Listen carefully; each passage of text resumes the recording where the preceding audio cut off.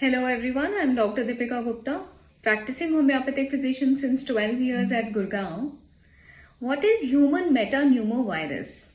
Human metapneumovirus is an illness which is caused by the respiratory virus that falls within the paramyxovirus family. इसके symptoms क्या हैं?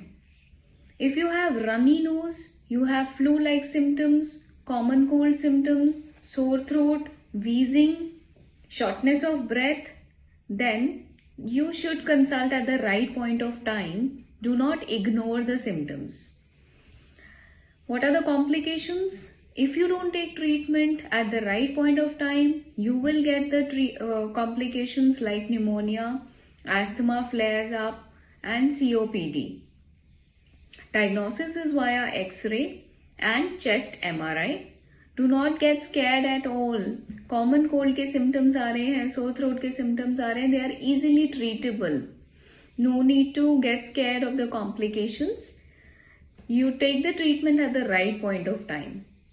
Prevention and treatment, yes, definitely. Homeopathy has definite prevention and treatment of HMPV. Consult at the right time, take an appointment and ask for the medicines.